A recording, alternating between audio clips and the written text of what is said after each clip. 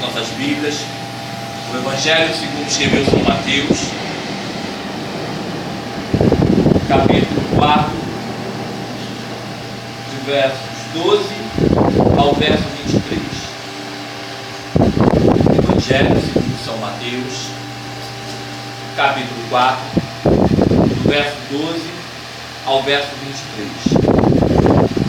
E diz assim o Santo Evangelho: ouvindo, porém, Jesus que João fora preso, retirou-se para a Galiléia, e deixando Nazaré, foi morar em Cafarnaum, situada à beira-mar, nos confins de Zebulon e Naftali, para que se cumprisse o que fora dito por intermédio do profeta Isaías: terra de Zebulon, terra de Naftali, caminho do mar, além do Jordão, Galiléia dos gentios.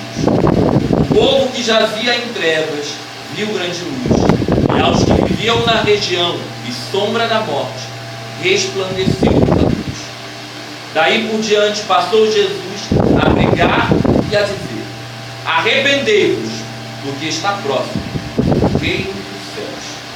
Caminhando junto ao mar da Galiléia, viu dois irmãos, Simão, chamado Pedro, e André, que lançavam as redes ao mar, porque eram pescadores. E disse-lhes: vinde após mim, e eu vos farei pescadores de homens. Então eles deixaram imediatamente as redes e o seguiram.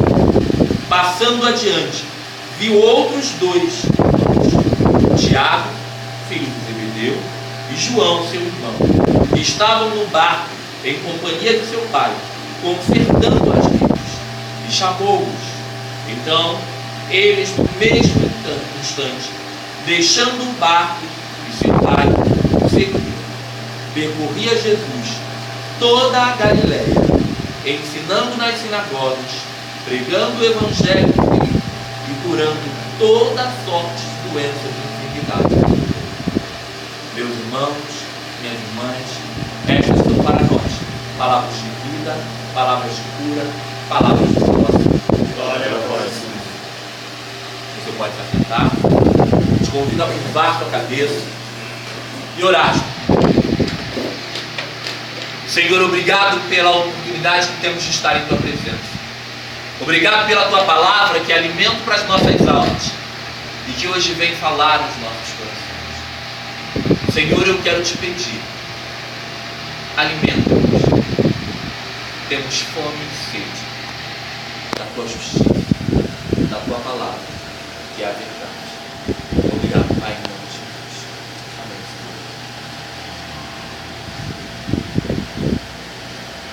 As palavras que lemos hoje nos chamam a uma reflexão. A palavra que lemos no Antigo Testamento, dada ao profeta Isaías, está ligada ao Evangelho.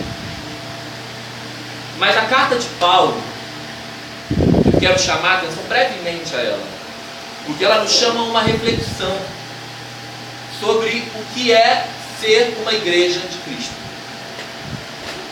Paulo escreve aos Coríntios, chamando a atenção deles porque eles estão numa briga, numa rixa fora do comum e sem significado, sem sentido.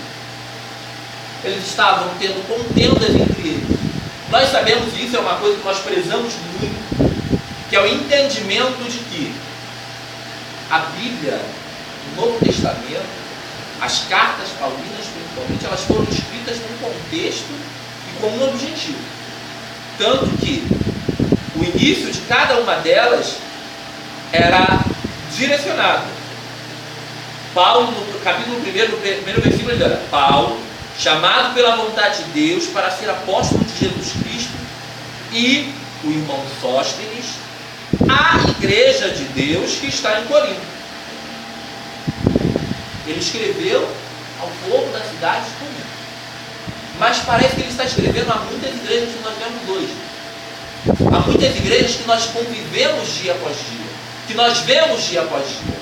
O próprio movimento reformado é um exemplo disso. As tantas igrejas que surgiram depois da reforma são um exemplo disso. exemplo de um partidarismo que governa as igrejas. E muitas igrejas surgem a partir disso. Todos nós, quando vamos... Essa semana ainda nós estávamos conversando que alguns irmãos tiveram a sua fé renovada ao fazerem algumas visitas por aí afora, andarem por lugares secos. Tiveram a sua fé reforçada. E vocês podem ver que quando você vai numa igreja, você reconhece, nossa, isso daqui parece aquela outra igreja. Isso daqui me lembrou tanto aquela igreja lá. Porque muitas delas surgem a partir disso. Eu não gosto muito do jeito que o irmão Jefferson está conduzindo, o negócio não está bem do meu agrado, não está legal, não estou gostando disso. Então, mas eu gosto mais do jeito que o irmão Isaac faz. Então eu vou lá com o Isaac, aí começa a divisão, né? Eu sou do irmão Isaac. Aí chega lá, não, eu não. Eu sou do irmão Jefferson. Era isso que estava acontecendo na igreja de Deus. Uns eram de Paulo, outros eram de Pedro, outros eram de Apolo. De Jesus que é bom, sabe lá Deus se alguém era. E aí Paulo chama a atenção daquele povo e diz, olha só, vocês estão captando qual é o problema que vocês têm. Eu nunca batizei ninguém, exceto alguns poucos aí, que é justamente para ninguém dizer que estava tomando partido por mim. A igreja é de Cristo. A igreja é de Deus. E como igreja de Deus, somos um corpo só. Somos um único corpo. O próprio Paulo também chama a atenção a isso. Somos um único corpo. Embora sejamos muitos membros. Mas somos um único. Somos uma única igreja. Com um único cabeça. Cristo. Senhor. Ele é o único. Não existe outro. E esse Jesus, hoje nós estávamos vendo isso na escola dominical, quantas vezes nós deixamos de seguir os exemplos que Ele nos dá, as instruções que Ele nos deixa. O evangelho que nós lemos hoje fala de um momento em que Jesus para, mais uma vez, para cumprir o que não era a sua vontade, mas que era a vontade de Deus. Para cumprir aquilo que havia sido dito sobre Ele muito antes de que Ele viesse entre nós. Jesus, ele era acho que comparando, ele seria perfeito ator. Ele tinha um script pronto, um roteiro a seguir, e ele seguiu esse roteiro. Ele sabia que ele tinha que ir para a Galileia dos gentios. Ele tinha que descer para a Galileia. E lá foi Jesus, cumprir mais uma vez aquilo que havia sido determinado para a vida dele. E eu acho muito importante a gente parar para refletir. E enquanto eu estava meditando nas leituras, um versículo me chamou muita atenção. E eu quero chamar sua atenção também para ele. Eu te convido a pegar novamente a tua Bíblia, abrir de novo lá no Evangelho de Mateus, no capítulo 4, no versículo 17, que diz assim: daí por diante, passou Jesus a pregar e a dizer: arrependei-vos, porque está próximo o reino dos céus. Jesus começou a andar por entre aquele povo, dizendo: olha, vocês precisam se arrepender. Vocês precisam se arrepender, porque o reino de Deus está chegando. E ele foi pelas sinagogas, ele foi pelas praças, ele foi pelas ruas, e onde havia um ajuntamento, eles chegaram e disseram: olha só, vocês precisam se arrepender. E aí vem a grande reflexão. O que significa se arrepender?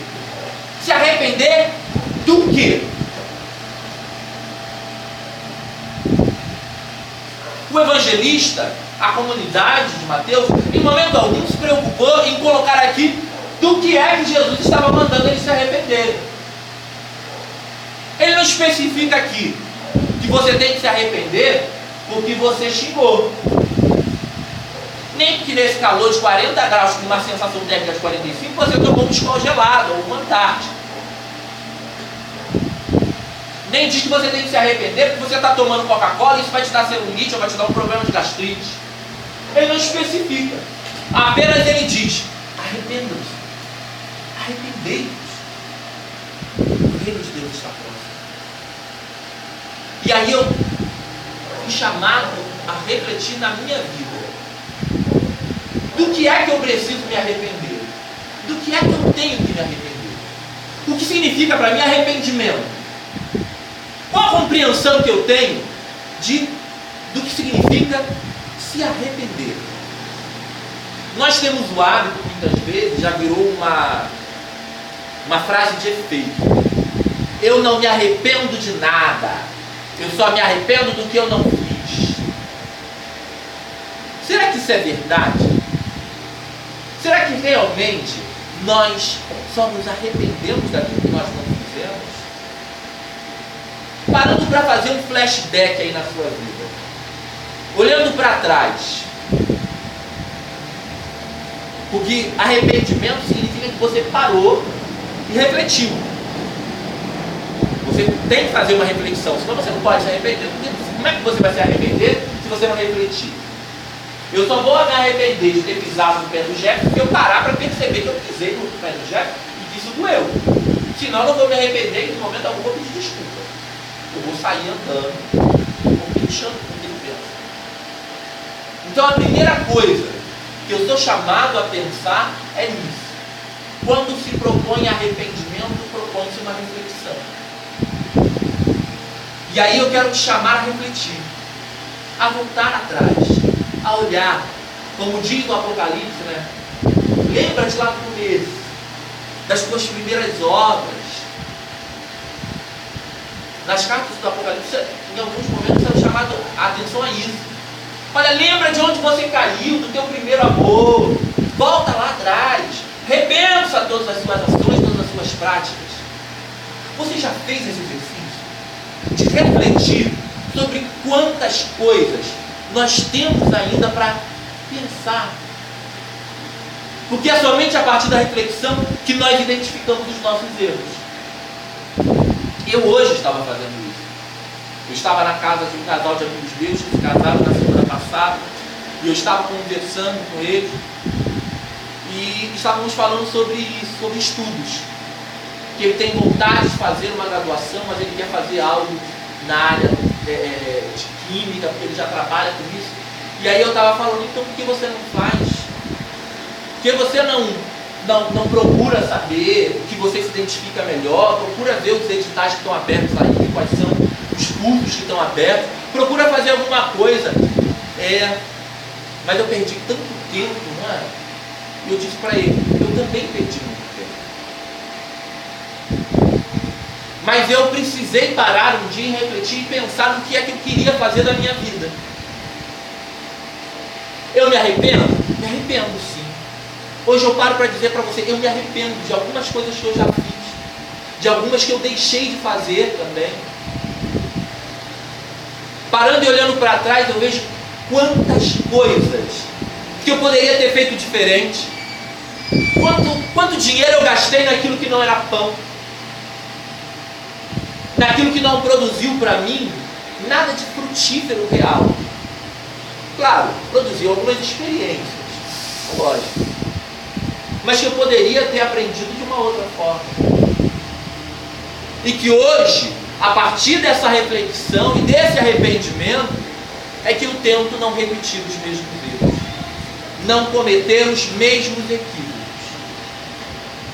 Você só sabe que o caminho é errado e ele é ruim, que você já traçou ele. Você já passou por um momento ruim naquela situação. Leozinho, se eu te oferecer hoje, no final do culto, uma cerveja, você quer? Não quer, por quê? Tem experiências ruins ligadas a isso, não é? Não gosta? Nem um champanhe? Um proseccozinho? Não é? Você já parou para refletir quantas coisas que você hoje só não comete os mesmos erros, só não repete, porque você sabe que aquilo não produziu frutos? Uma criança aprende que não pode botar a mão no forno quente, porque em algum momento ela botou e se queimou. Doeu. Foi ruim. Chamar ao arrependimento é chamar a reflexão. A pensar nas primeiras obras, nas coisas que você fez, e ver se vale a pena repetir. Algumas delas, você vai repensar e vai dizer, não, aquilo foi bom. Não existia um outro caminho além daquele. Mas em outras você vai ser chamado ao arrependimento e dizer, não devia ter feito aquilo. A palavra que eu usei contra o meu irmão naquele momento não foi apropriada. Eu preciso pedir perdão. Eu preciso me arrepender. Voltar ao princípio de tudo. Porque o reino de Deus, que é justiça, que é amor, que é verdade, porque é nisso que nós cremos. Ao menos precisamos crer. Que o reino de Deus, ele se manifesta na nossa vida dia após dia em justiça, em verdade, em amor. Na quinta-feira nós estávamos falando sobre isso, sobre justiça. Estávamos falando sobre a justiça humana, como ela é falha, como ela é errônea, como ela é equivocada, como ela não leva em conta aquilo que precisa ser realmente levado em conta. Mas a justiça de Deus não. A justiça de Deus, ela se manifesta a todos. De igual forma, não tem dois pesos, não tem duas medidas. A justiça de Deus, ela se manifesta para mim, se manifesta para o André, se manifesta para o Neymar. Ela não tira de um para dar para o outro, mas ela permite que eu que tenho muito, tenha a oportunidade de dar ao que tem menos. O reino de Deus, ele é vivido todos os dias. O grande erro que nós temos muitas vezes é de acharmos que o reino de Deus vai ser aquela manifestação apocalíptica. Que muitos esperam que seja exatamente assim, porque é um dia que, como diz no Antigo Testamento, muitos acham que é um dia de vingança, é dia de sangue, é dia de enxofre, de fogo. Quantas pessoas não esperam que realmente o reino de Deus se manifeste exatamente como está narrado no Apocalipse, que é para ver principalmente a bicharada queimando? Querem ver realmente quantos não sonham com o dia em que Jesus vai voltar nas nuvens, montado num cavalo branco, num alazão poderosíssimo, com aquela crina escovada, a cauda, como os cavalos imperiais, né? A cauda chega a ficar erguida, e ele vem cavalgando nas nuvens, com milhares e milhares de anjos. E eu falo que eu sempre repito isso. Eu acho que a melhor parte é aquele vestido fendido de alto a baixo, aquele elástico enorme, e na coxa dele tatuado em letras garrafais, vencendo para vencer. Está escrito no Apocalipse. Eu não posso falar nada, está escrito. E aí ele virá, e com alarido e voz de arcanjo, vai matar todo, acabar com tudo. É assim que muitos esperam o reino de Deus. O reino de Deus para muitos é isso: é fogo, é enxofre, é choro e ranger de dentes, porque somente os justos, com suas vestes brancas, entrarão no reino de Deus, e o restante ficará sofrendo durante todo o milênio, atormentado pela besta, pelo falso profeta, e por mais daquela rênica, daquela bengala todinha. E esquecem que o reino de Deus é aqui. O reino de Deus se manifesta todas as vezes que o Cristo que tem fome te procura e te pede um pedaço de pão, e você diz: não, tenho não. Te pede um copo d'água, e você às vezes tem prazer de ir na torneira pegar aquela água quente. Você está sabendo que está vindo da caixa, estava no cano, ele estava quente. Você Você enche o copo de estômago, bebe, e ainda dá em copo descartável. O reino de Deus é aqui. Jesus deixa isso bem claro, também no Apocalipse. Aí sim a parte boa do Apocalipse. Quando eu tive fome, não me deste de comer. Quando eu tive sede, não me deste de beber. Estive nu, não me vestiste. Quando eu estava preso, em momento algum você me visitar. Estava doente. Ali ele está dizendo qual é o reino de Deus. O reino de Deus é verdade, justiça e amor que se manifesta no chão da vida, que se manifesta no nosso dia a dia. E nós somos chamados a nos arrepender justamente por causa disso. Porque por vários momentos nós esquecemos de viver o reino de Deus.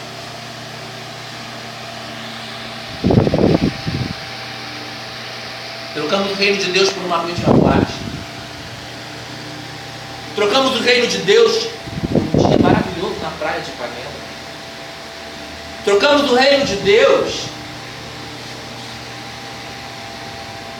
por uma tarde sentado em frente à televisão assistindo Telecine.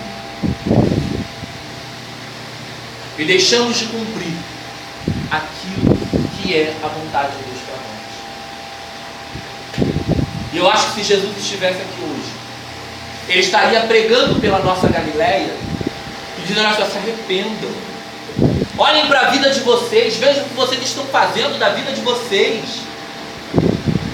Quantas oportunidades de demonstrar amor ao próximo vocês estão tendo e não estão cumprindo, não estão vivendo. Quantas pessoas já bateram na sua porta, te procuraram no meio da rua e você nunca estendeu a mão?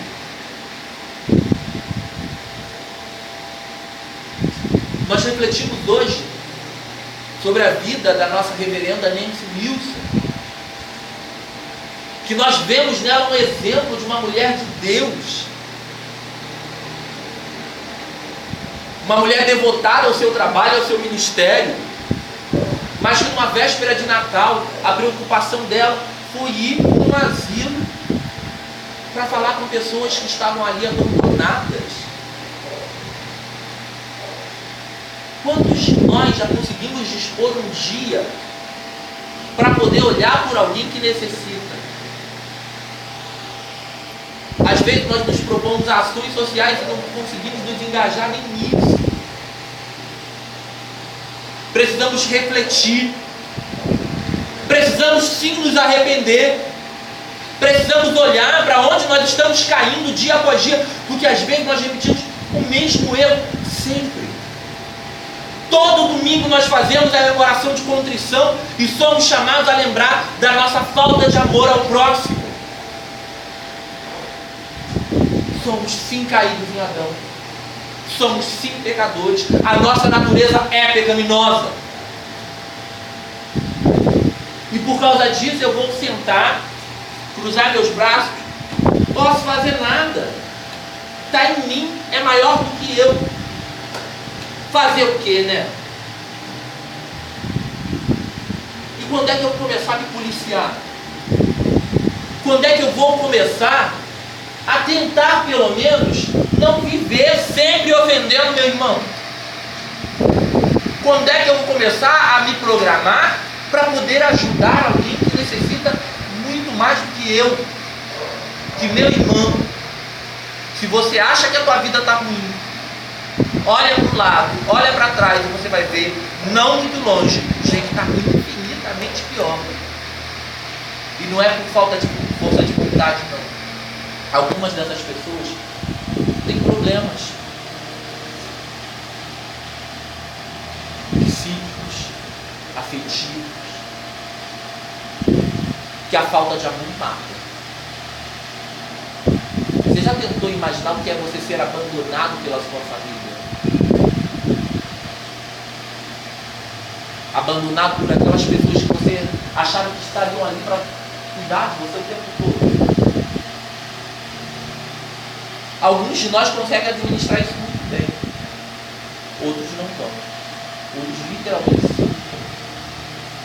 E vão viver pelas ruas. Alguns de nós são muito fortes, conseguem sair todos os dias para trabalhar, enfrentam a labuta do dia a dia, enfrentam o trem cheio, o ônibus, o metrô, têm uma saúde de ferro, mas nem todos lidam da mesma forma. Hoje estamos convidados a refletir e nos arrependermos, a seguirmos o exemplo que o nosso mestre nos dá, a olharmos para o outro com um olhar de amor, a olharmos para o nosso próximo como se estivéssemos olhando num espelho. Vamos nos exercitar dessa forma, a tentar olhar o outro como se estivéssemos olhando num espelho, a nos vermos no irmão. E assim, de repente, a gente consiga mudar o nosso caminho nessa terra. Assim, talvez, a gente consiga viver o reino de Deus e a sua justiça. E aí, meu irmão, quando nós aprendermos a viver o reino de Deus e a sua justiça e crermos, então todas as demais coisas nos serão acrescentadas. Tudo no momento certo. Nós aprenderemos as lições que precisamos aprender e viveremos segundo aquilo que Ele planejou para as nossas vidas, não segundo os nossos próprios planos, que nós vemos muito limitadamente. Eu vejo aqui, eu não sei nem como é que vai ser o meu dia de amanhã. Eu não sei se amanhã, de repente, eu vou me convidar para uma dor de cabeça, uma dor de barriga. Não sei. Eu sei o agora. O agora eu tenho uma oportunidade de mudar. O agora eu posso me propor a ser diferente. Agora eu posso me propor a fazer mais do que eu tenho feito até então. E é isso que eu te convido a fazer agora. Eu te convido a se colocar de pé. E nós vamos fazer a nossa profissão de fé. Pega aí o seu boletim, quem não decorou até hoje, como eu. E eu te convido a refletir nessa profissão de fé. Vamos refletir no que nós estamos falando, no que nós estamos nos propondo a ser e a fazer. Creio em Deus, Pai de todos, que deu a terra a todos os povos, e a todos ama sem distinção. Creio em Jesus Cristo, que veio para nos dar coragem, para nos curar do pecado e libertar de toda opressão. Creio no Espírito Santo, Deus vivo que está entre nós, e age em todo homem e toda mulher de boa vontade. Creio na Igreja, posta como farol para todas as nações, e guiada pelo Espírito Santo a servir todos os povos. Creio nos direitos humanos, na solidariedade entre os povos, na força da não violência. Creio que todos os homens e mulheres são igualmente humanos. Creio que só existe um direito igual para todos os seres humanos e que eu não sou livre enquanto uma pessoa permanecer escrava. Creio na beleza, na simplicidade, no amor que abre os braços a todos, na paz sobre a terra. Creio sempre e, apesar de tudo, numa nova humanidade e que Deus criará um novo céu e uma nova terra onde florescerão o amor, a paz e a justiça. Amém.